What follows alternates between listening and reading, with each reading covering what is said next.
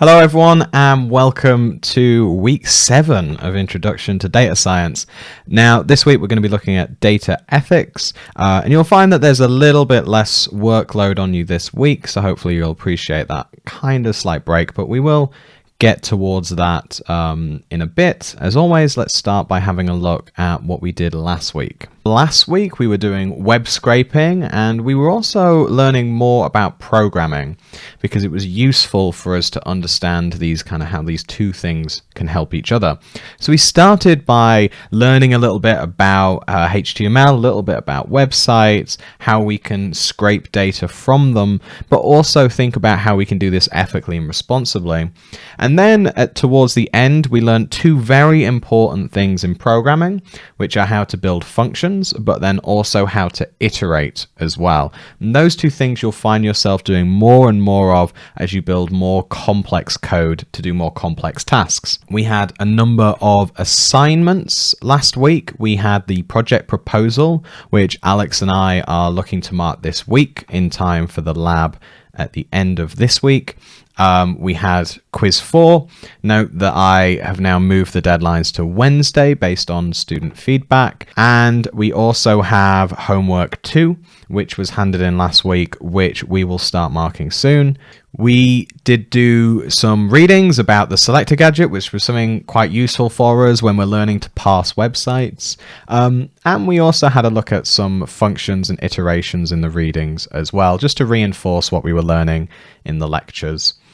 I've put on the code-alongs now, and there was a number of interactive tutorials. And I want to point these out because there was more interactive tutorials this week, and we don't actually have many, or actually we don't have any this week in week 7 for the data science ethics. So if you didn't get around to doing these last week, I do recommend you go back and use the time from the fact that we don't have any interactive R tutorials this week to catch up on any of the ones that you've missed so far. Hopefully you'll find them useful. So let's have a look at some of the common questions from the quiz 4 that was the deadline was last Wednesday. And a lot of you pointed out that question 5 was particularly difficult to answer. Now, to answer this, actually, the easiest thing to do was to go through one of the readings from one of the prior weeks and use that. So I'll just show you how to get to that first. Now we're in the week 5 page here, and you can see this tidyverse style guide here, which admittedly we had as optional, which we probably need to figure out a bit of a rejig between what was required and what was optional, because actually on reflection this was really useful in answering some of the quiz questions. So let's have a click on that, and we'll start to use this to help us answer some of the questions. So let's go through them one by one and have a look. So use double quotes when defining axis labels. And you can see here under 2.8.1, it does specify to use that double quotation mark rather than the single one for quoting text, unless the text has quotes inside of it. And this is just a standard practice and a style thing, as most of the questions on this quiz was about styling. Adding spaces around both sides of the comma. Well, I can tell you now that this isn't part of the style guide. You probably wanted to have a look. In fact, yeah, if we add a space here, it just seems a little bit unnecessary. You probably don't want the spaces. And same within here. Typically what you have is you just have one space after the comma rather than just before it as well. Do not indent again for geom point. Well, let's go back to the documentation. We can see here in the ggplot section, when it looks under white space, you can see that it's considered good style to just have the geom point on the same line as ggplot, and that having it indented again is considered a little bit messy. So if we're adhering to this style guide, which is the style guide we're using for the course, this would be the preferred way of doing things. The next one was move X and Y axis labels to the same line. No, it's common that you'll want to separate these things out. You probably, to be honest, could have them on the same line. You wouldn't want to break it up like that. You'd want to have it like that. And provided this is under the 80 character limit, which we'll get onto in a previous question, which, to be honest, it kind of looks like it would be. That seems fine to me. Add spaces around both sides of the tilde. We'll come back to that one in a second. Add spaces around both sides of equals. Let's have a look at the documentation. Now, I didn't find a direct point where it says that you have to have spaces on both sides of the equals. It's very common that this is the case. There is a reference here saying adding extra spaces is okay. And that's saying that, you know, in some cases, if you want to make sure things align quite nicely, particularly when you're creating lists or tables or any other object, that you might want to add a few additional spaces. You typically will always have one space afterwards, but you might want to have a few spaces before when you're lining up. I imagine that's why it's not like a definitive rule that they've written in this style guide, to allow a bit of flexibility to make sure in instances where it's a lot easier to have them lined up in a particular way, such as this. So that again would have been true. Now let's return back to that tilde. Now, admittedly, I didn't find a direct reference in the style guide to how we can style our tilde. I think it's worth mentioning that it's treated quite similarly to other objects like we have here in our double equals up in our filter statement, in that you just want to have two spaces either side of it. There is reference when you're doing a one-sided equation, which is when these tildes are often used when we're defining equations, that you don't have to have a space between them. But in this case, it is considered a little bit neater if you do have the spaces around it. Although I do apologize that I couldn't find a direct reference in the style guide saying this. So I'll admit that having this one as correct is a little bit confusing and might be something we want to revisit next year when we have a look at these questions. Now, if we have a look at question 8 and question 9, these were the two most common ones that were mentioned after question 5. Fill in the blank. You should strive to limit your code to blank characters per line. Let's again have a look at the style guide. It does indeed say in the style guide, strive to limit your code to 80 characters per line. It also helps you in RStudio where you have that line. That's another pretty good guidance as to whereabout you want your code to be sitting. And it's just a guidance that you typically can see in the coding window of RStudio. So not the console, but where you're writing your code and saving your files. And so that will help you as a guidance to make sure that you're not pushing over that line and writing these really long lines of code, which on other people's monitors, when they're looking at your code, may go on for a while and might mean that they have to keep scrolling along to the side in order to read that code line. Generally, it is better to have smaller lines that are spaced further apart, because on all sorts of monitors, it's just going to be easier for people to read. And it is also easier for your eye to kind of read it down rather than having it going along for something that's very long. So as you can see in this example here, they're demonstrating that by breaking this particular function up with its arguments over many lines, that's easier to read than the one that has many different arguments, some of which are long, some of which are less long. It's just a little less tidy and a little bit harder to read than something that's a bit cleaner in that sense. And as we look at question 9, you may think that some particular ways of doing assignments would be incorrect. Like option 2, for example, you may think that dividing it over multiple lines might be incorrect, which would be a good initial thought. I mean, option 1 is perfectly reasonable. It might be that you are trying to avoid a particularly long line, so that's why you do this second option. And this third option is suggested by the author of the tidyverse as something that can be potentially quite easy as a way to kind of flow down the code. So you can see we start here, we do a filter, and then we assign it as an object, rather than having the assignment at the very top and then doing how we make that object assignment. So how we create this MPG front wheel drive here at the very start. But all three of these options are a reasonable one. And we can see if we go into the style guide exactly where it says that. So we can just see it here in 4.6. These are the 3 acceptable forms of assignment. And you can see pretty much exactly the same sort of style of code as the question example that you had, just doing something slightly differently. But again, showing that you could do each of them here. All right, I think I mentioned that I did want to go over some of the course feedback as well. We have read them, Alex and I, and we have discussed them. In fact, one of the changes that I think we mentioned in last week's video, or at least we did in the code along session, is that we were getting some pretty early feedback that our code along sessions were maybe a bit quick. So we've slowed them down a little bit. So hopefully that will address some of the comments we had about the code along sessions. But I just want to thank everyone who took the time to give us feedback. But you can see here how we've managed to end up at this quite high average rating that Alex and I are very pleased about. And we're really glad that you're enjoying the course, and this signals that. And we found it really interesting to have a look at the breakdown of the ranks. Now, I wish that I added some more things like the quizzes and stuff in retrospect, but this has really helped Alex and I think about each one of these steps and what we can think about for this year and what we can think about when we make changes next year. It is worth noting that the changes we can make this year are limited by some structural things about running courses in the university. For example, assessments, they need to be fixed and in place quite far in advance in the academic calendar, and not something that we can go really changing during the running of a course. These things need to be set because there's various structures in the university to audit how we're examining students. So anything that relates to have the assessment structure of the course, although there are issues that we want to resolve in the future, and not something that we can necessarily do this year. And I hope you understand that, despite some of our wishes to maybe tweak some things on the course in those aspects. Nevertheless, let's have a look at how these things were ranked.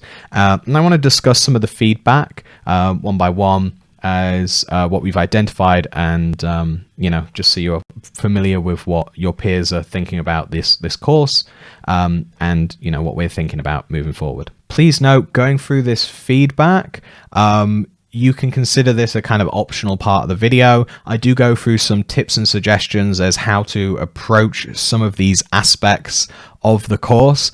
However, you may find that you just want to skip to the end of this part of the video, and that's fine too. But I do answer some of the common questions about these parts of the course that were identified in the course feedback. So you may find that useful, you may not. It's up to you. So one thing that we noticed is that pre-recorded lecture videos do tend to be very highly ranked, which is great. I did hope that you would appreciate the lecture videos that were created last year by Mina. She's been teaching this course for years, and so I had a lot of practice developing those materials, and we felt like it was better for us to focus our time and effort on other aspects of the course this year than redoing those lecture videos, because we think Mina did an absolutely amazing job on them, and we're really glad that you also think so too. It's also interesting to see that most students were saying that they like the pre-recorded nature of them. They like that they had sections in the videos, especially on YouTube, where tags different bits of content are, and also liked how it meant it was a little bit easier to take notes.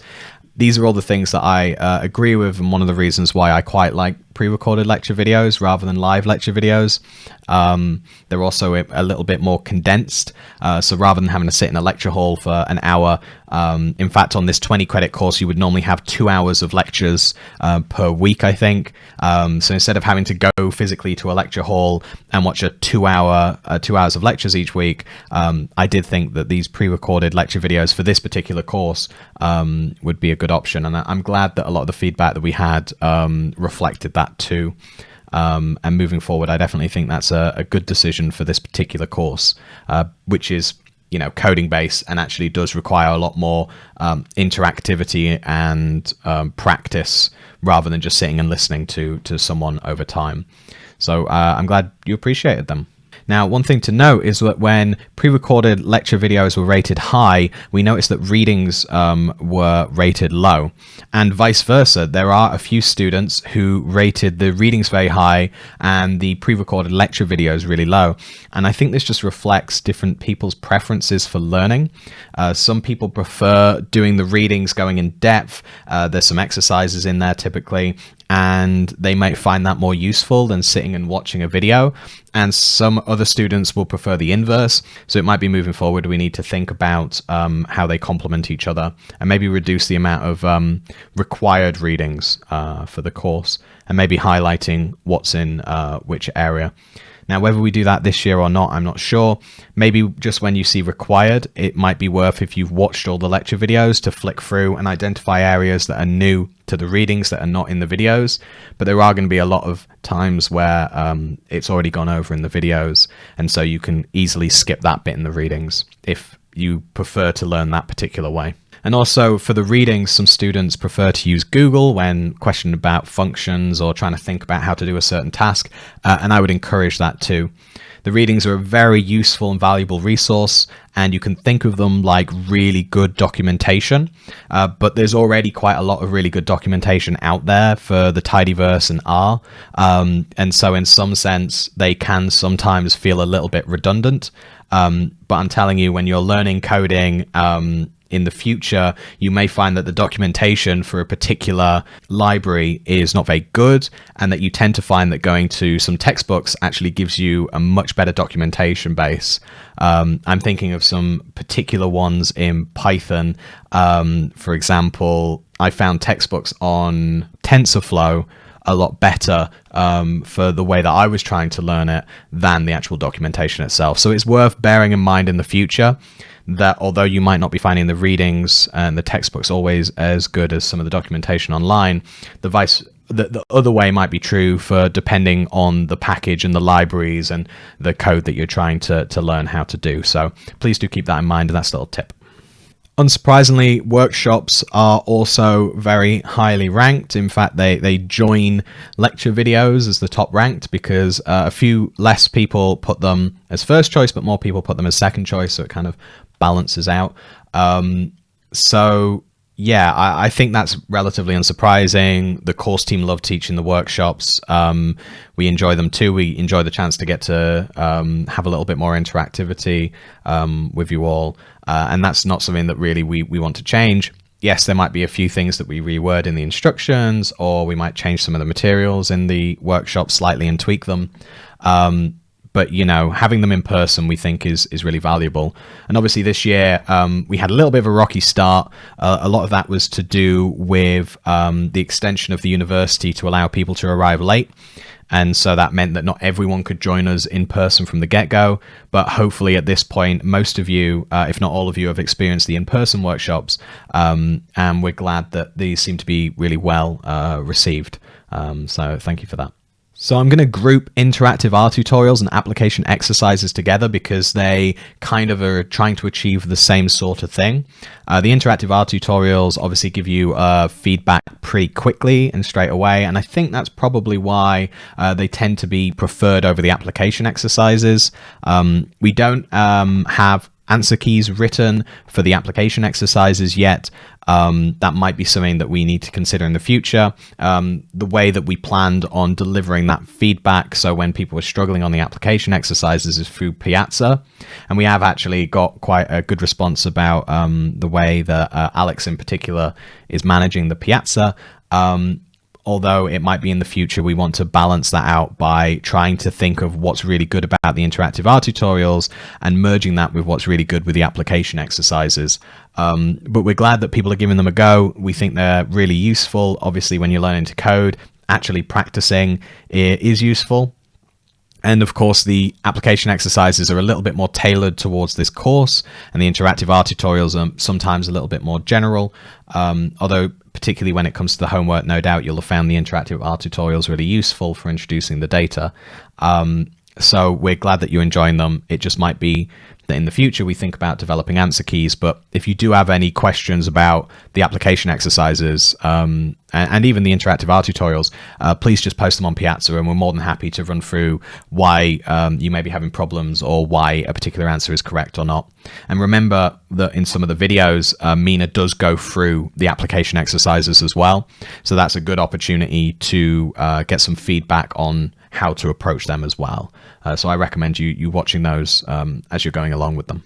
Next, we have the code along session, and we know Alex normally gets pretty good feedback feedback on them because obviously he's running them. And I was really pleased to see that most students are enjoying them. We tend to find that the students who really enjoy it, so putting them in the very high spots, tend to be students from informatics courses. And I guess that's not as surprising because there's certain students on this course that may have more coding experience, and so they find these code along sessions a little bit easier to engage with because they already have more of an educational background.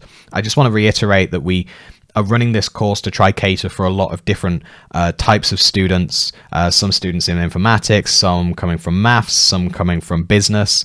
And so sometimes it can be a little bit hard to try please everyone in that sense. But we do understand that some people will approach the code along sessions and get more out of them than others. We are trying to slow them down. We've already mentioned that previously, and we're going to try make them a little bit more accessible than they were previously. But we do think that it's a good idea, especially when thinking about your projects, to have a look at how Alex is approaching looking at data and telling a story or finding something interesting out of them. And he does always finish them off at the end of the session. And so you probably do want to go back and have a look at them. And it might be useful to think about how Alex is approaching creating these documents to communicate something interesting from the data that he's using that week. So we obviously are going to keep doing them. In fact, we're not doing them this week specifically, but that's just because we really want to get this project feedback to you as quickly as possible. And so our focus is on that. But we'll keep running them, and we'll take your feedback on board about the speed at which we're running them. So student hours was ranked the lowest. And to be honest, that surprised me and Alex at first. Traditionally in courses that we took at university, the student hours were one of the very few times that we got to interact with our lecturers outside of workshops. And so I think both me and Alex really appreciated student hours on our own courses. But of course, these days we have Piazza, which I think a number of students are identifying as more useful because it's quicker for you to get feedback. You don't have to wait for the student hours to come around each week. Attendance is not super high, and that's fine because they're optional. And I do think that some students think that we have an expectation that if you turn up for the full hour, which is not the case at all. Student hours really are designed to come to us with problems. You are, of course, more than welcome to come and sit and listen to others, but you will get less out of that than actually engaging and asking questions yourself. We don't typically go over new content unless you ask us to. You're always welcome to come and ask me and Alex to do something in the student hours that's beyond the course, although we will typically prioritize questions that are related to the course or any struggles that you're having. Some students really like them, and we're finding that the students who come to the in-person session seem to respond better to the student hours than the ones that just come to the online session. And I think that is because the in-person session is a little bit more personal, and you get a little bit more of our time from those. But I think it's just a reflection of the changing nature of how we're delivering feedback and how you can access us. It's no longer the case that the student hours are the only way to be able to ask your questions to us. And maybe that's why they're less well attended and less well ranked in terms of their use. So there's two areas that there was a question at the end that was like, what are you still confused about? And there was two areas that kind of came up the most. The first one was about quizzes, and it was how you get the scores for the quizzes. Simply, you can try again as many times as you want. It's not going to reflect your final score. Really, that final score is just whatever you hand in at the end. And those scores, in a sense, are to guarantee participation. They're there to reward you for actually taking part in the quizzes and trying to find the answers and having a think about why those answers may be correct, rather than necessarily giving you an exam every week that you have to get right first time. So hopefully clarifying what we're trying to intend to do with those quizzes by having them marked, that makes it a little bit clearer about why we're doing that. It's definitely something me and Alex are going to reflect on at the end of this course and see if that's a change that we can make moving forward. But as I said previously, these decisions have to be made far in advance and run through an exam board where we explain how we're going to examine the course, and those decisions were already made before we started this year. So unfortunately, it's not something that we can change now. The server issues, hopefully I've addressed. I went in and I had a look with one of the other staff and the IT team to see how we can try and make sure that there's a bit more capacity for when we have a high use of those quizzes, and hopefully we've resolved that now. The problem is, as we identified, a lot of students trying to do them at once. You may find actually that if there's a particular bit of code that's taking a long time to run, to just open an RStudio cloud project and run the exact same code in there, you may find that that works a little bit better for you and is a little bit quicker. If you're finding that a lot of students are trying to do it at the same time, that might be a little tip for you. But yeah, hopefully those are resolved. We've made it 10 days instead of 7 days to stop that bottleneck over the weekend of lots of people trying to do it at once. And we have made some changes to the way that we set up the servers. So hopefully we won't be having those problems anymore. But again, the solution really is to try do them earlier in the week rather than later in the week where most students are trying to do them. And naturally that just slows things down a little bit more based on the numbers that we have this year. And the last thing that a lot of people were still a little bit confused about was the projects. The projects are more individual for group to group, and I do think it's best to approach me and Alex if you have specific questions about your project. It can be quite hard to think about general advice beyond what we've already written on the website for the project information. It's also worth noting that some students were confused about how much time they have to be spending on their project. You'll find that as the weeks go on, we spend less time learning new things and trying new things in the labs and more time doing the projects. So it's a perfect opportunity in the workshops to come and talk to the teaching staff about your ideas and to think about and solve various problems that you're having with your project data set, and maybe get some clarity from us if we think that you're trying to do something too difficult or something too easy. It's a perfect opportunity to do that beyond the feedback we're going to give you on the proposal as well. But hopefully knowing that you'll have more time in the labs to ask the teaching staff about this and ask me and ask Alex, that'll reassure you that hopefully by the time that we're getting between now and the final project deadline, you'll have plenty of time to ask questions and to get more personalized feedback on what we think about your project and your data set and the direction that you're taking. So what are our tasks for this week? Well, as always, watch the videos, do the readings, do the assignments. We also have another peer evaluation, and this is another good chance for us as the course team to get an idea of how your teams are working, if there's any issues that we can discuss. Most of the time we'd want to discuss these probably in person is normally the easiest, because dialogue and communication typically is the solution to most team dynamic issues. Obviously, we don't use the information or pass on the information you put on the peer evaluation. That's purely for mine and Alex's knowledge. But it may be that we decide that it's a good idea to talk to your team and to anonymously say, we've had reports that there's problems with your team and we want to discuss this and let's try find a solution together. It won't necessarily be a place where you say, I'm having a problem with this team, and you automatically get moved to another team. It's very hard to have a team where everyone is a complete team of equals in terms of the amount of work that they're putting into the labs or the projects, or in terms of abilities. And to be honest, in terms of that second one, I think that should be encouraged.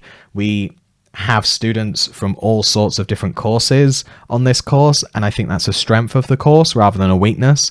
And I think that that means that you can approach these problems and these projects and the labs collaboratively, drawing on the strengths of each other rather than worrying that particular individuals have their weaknesses in different areas. I think you should focus on how can we utilize each of our team members' strengths in this area. So maybe one of you is a little bit better at coding, one of you is a little bit better at writing narrative, and stuff like that. One of you is really good at thinking about the bigger picture and where you should focus your efforts and the story and the narrative, that sort of thing. Especially in the projects, I think it's a good idea to talk with your team and to say, what are your strengths and what do you think you can do to assign people so that they can really help in that instance. It doesn't mean that every single one of you has to be completely in charge of doing all the coding. Might be you break it up by what you're finding easier and what you're finding a little bit harder on the course.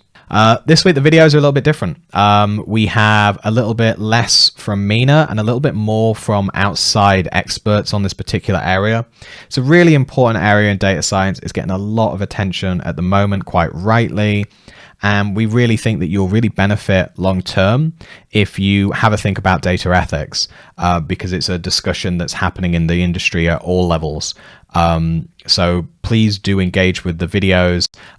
You don't always need to watch the Q&As or anything, and there might be one or two that you want to kind of fast forward through, because I realized there's quite a lot of videos this week.